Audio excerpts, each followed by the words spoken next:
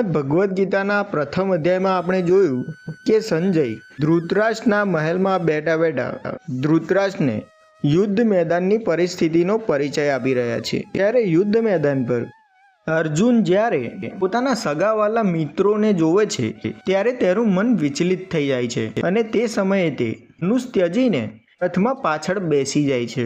હવે અધ્યાય 2 સંજય કહે છે કે કરુણાથી વ્યાપ્ત શોકયુક્ત અને આંસુ ભરેલા નેત્રવાળા અર્જુનને જોઈને મધુસૂદન કૃષ્ણે નીચે મુજબના વચન કહ્યા। પૂર્ણ પુરુષોત્તમ ભગવાન પરમેશ્વર કહે છે કે હે અર્જુન, તારા મનમાં આવી મલિનતા ક્યાંથી આવી?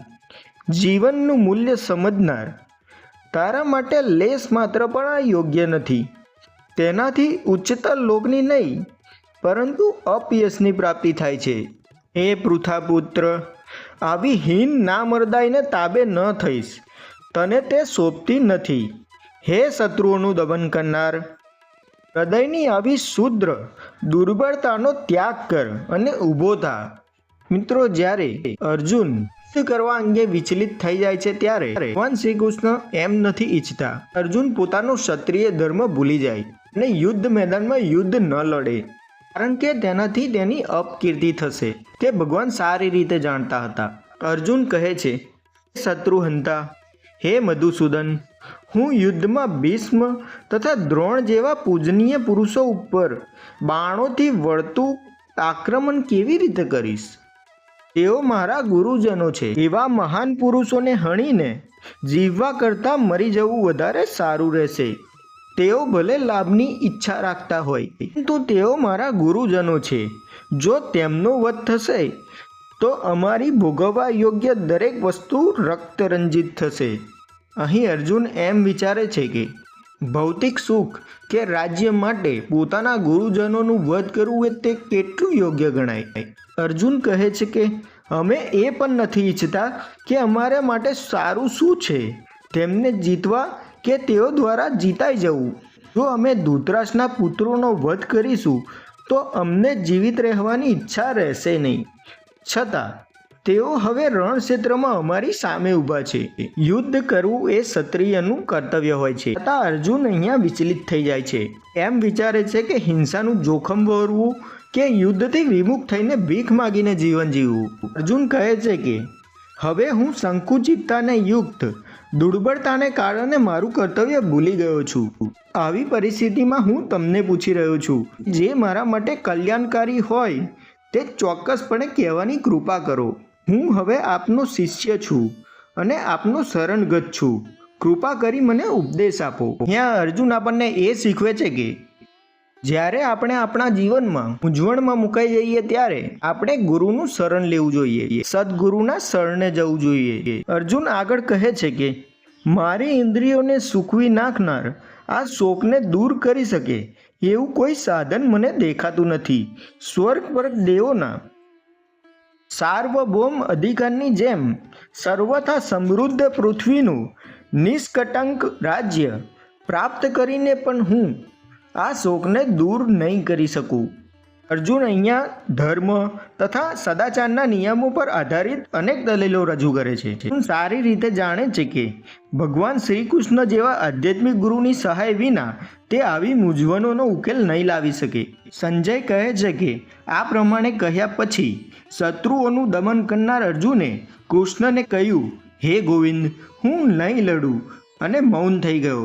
અર્જુન યુદ્ધ નથી કરવાનો તેમ જાણીને ધૃતરાષ્ટ્ર ખુશ થાય છે, પરંતુ સંજયને ખબર છે શ્રી કૃષ્ણ દ્વારા અર્જુન ફરીથી પ્રબુદ્ધ થશે અને અંત સુધી યુદ્ધ કરશે।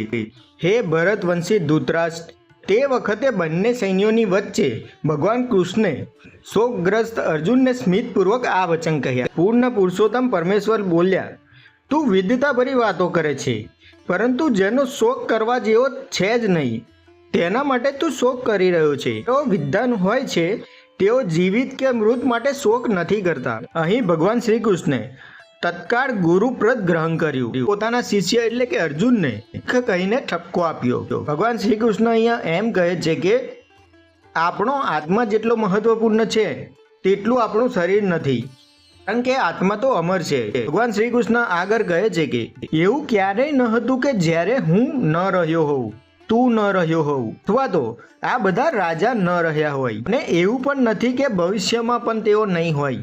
અહીં ભગવાન શ્રી કૃષ્ણ એમ કહેવા માંગે છે કે અત્યારે જે યુદ્ધ કરવા એકત્ર થયા છે તેઓ માત્ર શાશ્વત જીવો છે અને તેઓ મૃત્યુ પામીને ફરીથી જન્મ લેશે. ભગવાન શ્રી કૃષ્ણ કહે છે કે એવી રીતે દેહધારી આત્મા આ વર્તમાન શરીરમાં કુમાર અવસ્થામાંથી યુવાન અવસ્થામાં, ત્યારબાદ વૃદ્ધ અવસ્થામાં પરિવર્તિત થાય છે. જેવી જ રીતે આપણો આત્મા મૃત્યુ પછી બીજા શરીરમાં પ્રવેશ કરે છે. ધીર પુરુષ આવા પરિવર્તનથી મૂંઝાતો નથી. અહીંયા શ્રી કૃષ્ણ ભગવાન એમ કહે છે કે આત્મા તો અમર છે. યુદ્ધમાં આવેલા લોકોના દેહાંત બાદ તેઓ ફરી જન્મ ધારણ કરશે. ભગવાન શ્રી કૃષ્ણ કહે છે કે હે કુંતી પુત્ર, સુખ તથા દુઃખનું ક્ષણિક આવવું અને કાળાંતરે તેનું અદ્રશ્ય થવું શિયાળા અને ઉનાળા જેવીની ઋતુ સમાન છે. હે ભરતવંશી, મનુષ્ય અસ્વસ્થ થયા વિના સહન કરતા શીખી જવું જોઈએ. શ્રી કૃષ્ણ ભગવાન કહે છે કે હે પુરુષ શ્રેષ્ઠ, હે પુરુષ સુખ તથા દુઃખમાં વિચલિત નથી થતો, બંનેમાં એક સમાન રહે છે. તે મુક્તિ પામવા માટે સર્વથા યોગ્ય છે. અહીંયા આપણને શ્રી કૃષ્ણ ભગવાન એમ શીખવે છે કે મનુષ્ય જીવનમાં આપણને સુખ તથા દુઃખ બંનેનો સામનો કરવો પડશે અને તે આપણા જીવનના અભિન્ન અંગ છે. તેથી તેનાથી વિચલિત ન થવું જોઈએ. ભગવાન શ્રી કૃષ્ણ કહે છે કે આત્માને તું અવિનાશી જાણ. આત્માનો નાશ કરવાને કોઈ પણ સમર્થ નથી. અવિનાશી, અમાપ, સનાતન જીવના ભૌતિક શરીરનો નાશ અવશ્ય થાય છે. માટે હે ભરતવંશી, યુદ્ધ કર. જે આ જીવાત્માને હણનારો સમજે છે તથા જે તેણે હણાયેલો માને છે, બંને અજ્ઞાની છે, કારણ કે આત્મા નથી હણતો કે નથી હણાતો. ભગવાન શ્રી કૃષ્ણ કહે છે કે આત્મા માટે કોઈ પણ વખતે જન્મ નથી કે નથી મરણ. ક્યારેય જન્મ્યો ન હતો, જન્મ લેતો નથી કે જન્મવાનો પણ નથી. અજન્મા, સનાતન, ચિરસ્થાયી તથા પુરાતન છે. જ્યારે શરીર હણાય છે ત્યારે તે હણાતો નથી. હે પાર્થ, આત્મા અવિનાશી, સનાતન, અજન્મા અને અવિકારી છે. એવું જાણનાર મનુષ્ય કોઈને કેવી રીતે હણી શકે કે હણાવી શકે? જેવી રીતે મનુષ્ય જૂના વસ્ત્રો ત્યજીને નવા વસ્ત્રો ધારણ કરે છે, તેવી જ રીતે આત્મા શુદ્ધ થતા નકામા શરીરો ત્યજીને નવા ભૌતિક શરીર ધારણ કરે છે. અહીંયા ભગવાન શ્રી કૃષ્ણ એમ કહે છે કે જેમનો જન્મ થયો છે તેનું મૃત્યુ નિશ્ચિત છે અને ફરીથી નવો જન્મ પણ નિશ્ચિત છે. તેથી તું શુદ્ધ પિતામહ તથા ગુરુના દેહાંતર માટે શોક ન કર, યુદ્ધ કર. આ આત્માને કોઈ પણ શસ્ત્ર છેદી શકતો નથી, બાળી શકતો નથી, પાણી ભીંજવી શકતો નથી ને પવન સૂકવી શકતો નથી. આ વ્યક્તિગત આત્મા અખંડ તથા અદ્રાવ્ય છે, ચિરસ્થાયી, સર્વત્ર વિદ્યમાન, અવિકારી, સ્થિર તથા સદા એક સમાન રહેનારો છે. એ સુવિદિત છે કે આ આત્મા અદ્રશ્ય, અચિંત્ય અને અપરિવર્તનશીલ છે. આવું જાણ્યા પછી તારે આ શરીર માટે શોક ન કરવો જોઈએ. ભગવાન શ્રી કૃષ્ણ કહે છે કે જેણે જન્મ લીધો છે તેનું મરણ નિશ્ચિત છે અને મરણ પછી તેનો પૂર્ણ જન્મ પણ નિશ્ચિત છે. માટે નિવારી ન શકાય એવા તારા કર્તવ્ય કર્મ અંગે તું શોક કરે તે યોગ્ય નથી. હે ભરતવંશી, શરીરમાં રહેનારો આત્મા સનાતન છે, તેનો ક્યારેય વધ નથી કરી શકાતો. માટે તારે કોઈ પણ જીવ માટે શોક કરવાની જરૂર નથી. ક્ષત્રિય તરીકે તારા વિશિષ્ટ કર્તવ્ય ધર્મનો વિચાર કરીને તારે એ જાણવું જોઈએ કે તારા માટે ધર્મ અર્થે યુદ્ધ કરવાથી વધુ સારો કોઈ ઉદ્યમ નથી. માટે જો તું યુદ્ધ નહીં કરું તો સ્વધર્મનું આચરણ નહીં થાય અને કર્તવ્યની ઉપેક્ષા કરવાથી તને પાપનું ફળ મળશે.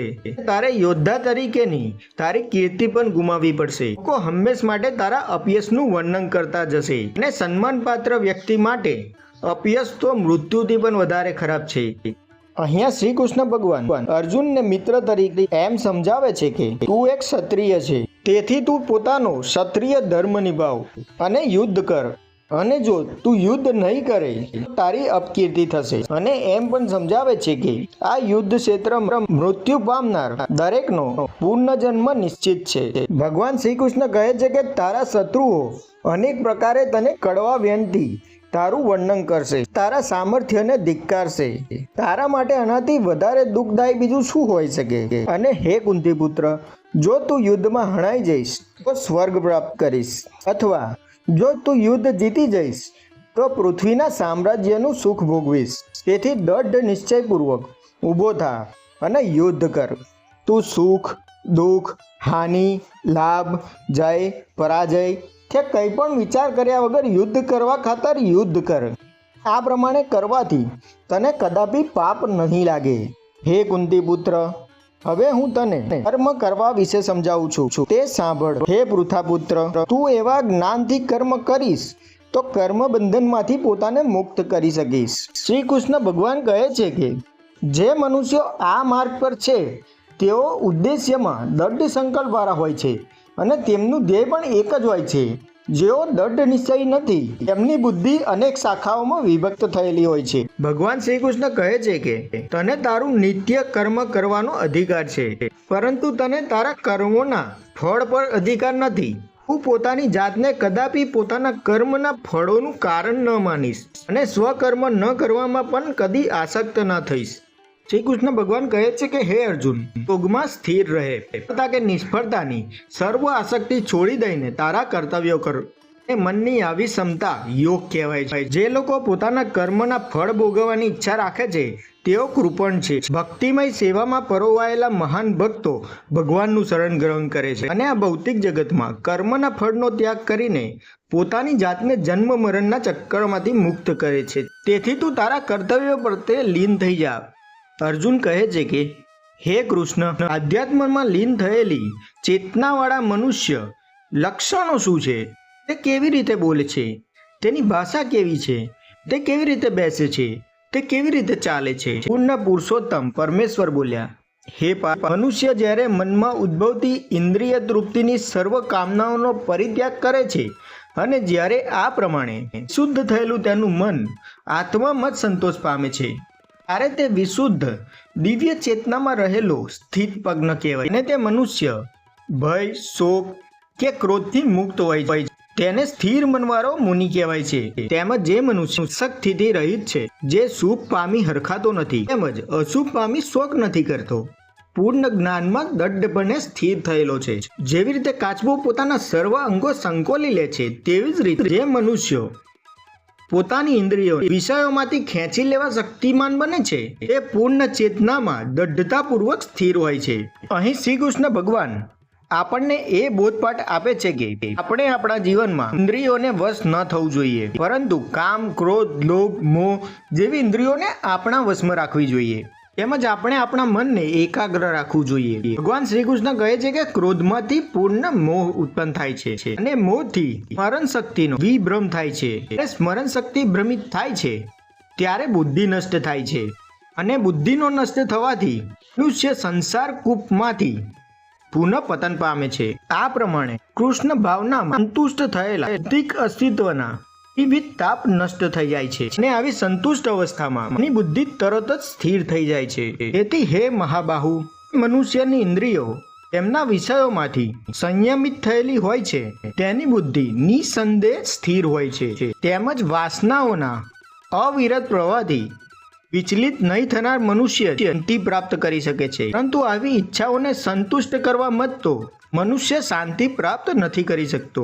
આ આધ્યાત્મિક તથા ઈશ્વરમય જીવનનો માર્ગ છે જેને પામ્યા પછી મનુષ્ય મોહવશ નથી થતો. જો મનુષ્ય મરણ સમયે પણ આવી જ અવસ્થામાં રહે તો તે ભગવાનના ધામમાં પ્રવેશ કરી શકે છે.